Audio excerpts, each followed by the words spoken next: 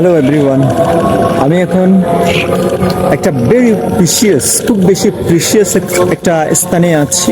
মিরপুর শহীদ বুদ্ধিজীবী কবরস্থানে স্মৃতিসৌধে আছি।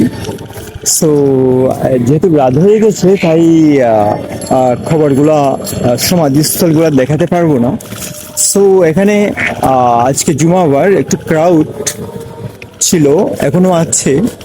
সো মাশাল্লাহ এনভায়রনমেন্টটা খুব সুন্দর। সো যদিও আমি ফার্স্ট টাইম এসেছি এখানে।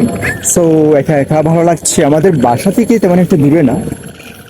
সো আমি একটা জিনিস নোটিস করেছি এখানে, যে আমার পেছনে যে ইয়েটা দেখতে পাচ্ছেন, যে পুকুরটা দেখতে পাচ্ছেন, ওই পুকুরটা অ্যাকচুয়ালি দর্শনার্থীদের জন্য করা হয়েছে।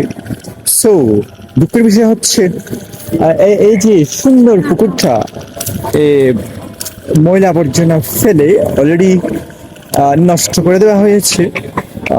অলমোস্ট নষ্ট হয়ে গেছে, দেখেন কত ময়লা আবর্জনা। সো আমি গভর্নমেন্টকে অনুরোধ করবো যে যদি এই সুন্দর দর্শনীয় স্থানগুলি যদি এরা প্রপার ওয়ে যদি পরিচর্যা করেন, এনভায়রনমেন্টটা সুন্দর রাখেন, সো ওইটাই হবে বাহিরের অথবা আমাদের অভ্যন্তরীণ, আমাদের ভেতরের ইন্ডিভিজুয়াল দর্শনার্থীদের জন্য খুব বেশি দর্শনীয়। এবং এখানেই দেখা যাচ্ছে যে প্রচুর ময়লা আবর্জনা ফেলেছেন। এত সুন্দর একটা পার্ক, ন্যাচারাল পার্ক বলতে গেলে, অথচ আমরা লন্ডনের ভিডিও দেখি, আমেরিকার ভিডিও দেখি যে এরকম পার্কে এরা খুব সুন্দর করে সুসজ্জিত করে রেখেছেন, পরিচ্ছন্ন করে রেখেছেন। সো আমরা বাঙালিরা সুন্দর একটা জিনিসকেও নষ্ট করে ফেলি রিয়েলি।